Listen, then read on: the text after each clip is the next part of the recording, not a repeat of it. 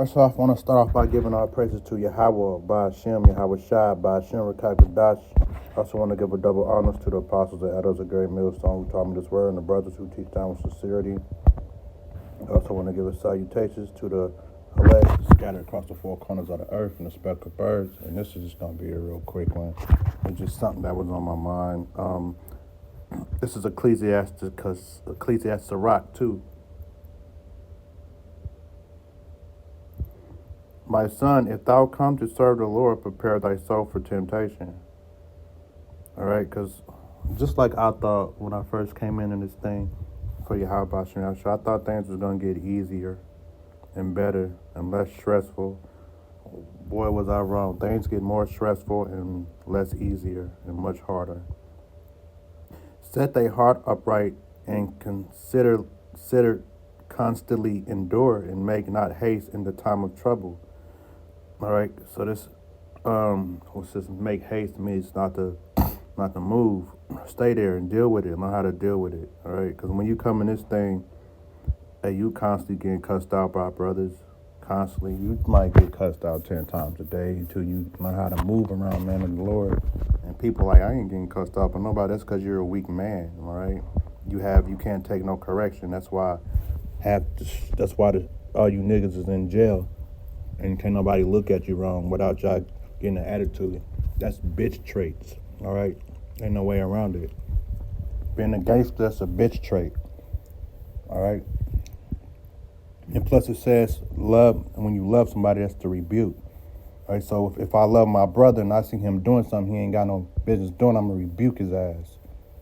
Why the fuck you looking at somebody's wife, bro? Why you getting the hairline? Why the fuck you eating pork? No, that's not how we do things here, bro. All right. Cleave unto him and depart not away, that thou mayest be increased at the last days. Cleave unto him and depart not away.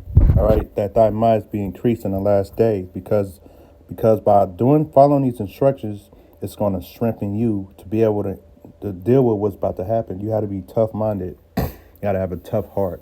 Matter of fact, you down there ain't got to have no heart. You just got to be tough-minded, because in the scriptures, the heart is the mind. All right, you got to be tough.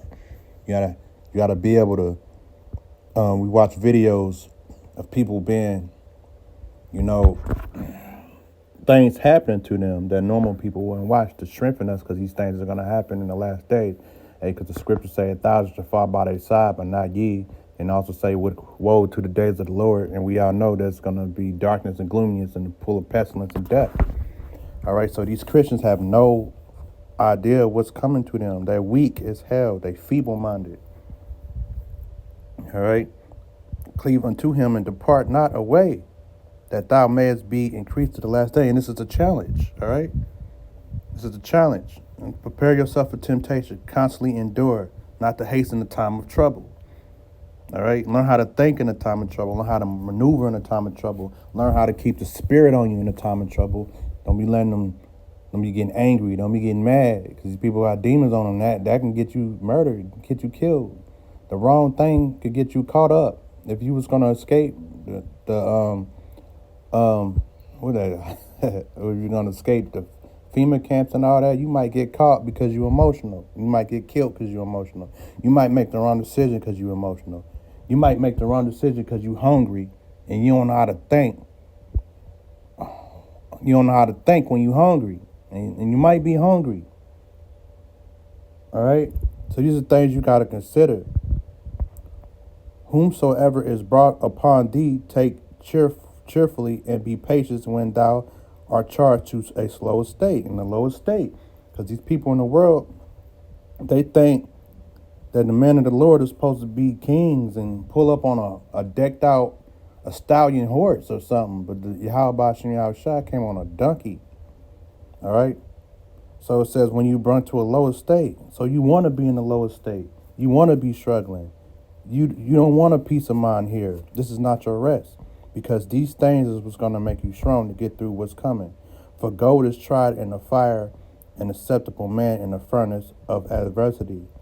All right, because the Lord is turning his men into gold. Believe in him and he will help thee order thy way upright and trust in him.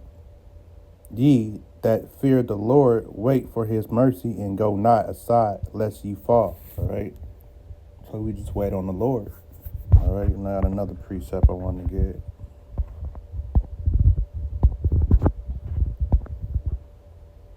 This is Wisdom of Solomon 3. But the souls of the righteous are in the hand of Yahweh, and there shall no torment touch them, as you see. Nothing should touch us. In the sight of the unwise, they seem to die, and their departure is taken for misery. Some of them see our family members, your old friends, and the people in this world. When Esau come after us, and some of us have to give up our souls for righteousness' sake, for His name's sake. These people are going to look at us and say to each other, they're going to laugh. They're like, look, see you want no damn man of the Lord, them niggas, them dumb broke niggas. Look at them. Look at them niggas. Ha ha ha ha ha. That's what them niggas get. In the sight of the unwise, they seem to die, and their departure is taken for misery, because that's what them niggas is gonna think. And they're going from us to be utterly destruction, but they are in peace. And they're going from us to be utter destruction, but they are at peace. See? So it's gonna look like destruction in them, but we're gonna be at peace in mind, because we know the scriptures and we know what the Lord promised us, and we know everything the Lord said, and we believed in it and we trusted. For thou they be punished in the sight of men, yet is their hope full of immortality. All right, all right. So that's what it is. And our hope is to be immortal, be in the kingdom of heaven, be kings, and rule over nations. All right. And having been a little chastised, Lord said, what we're going through now, even though it feels like more than that, it's just a little chastised compared to what the Lord has in store for us.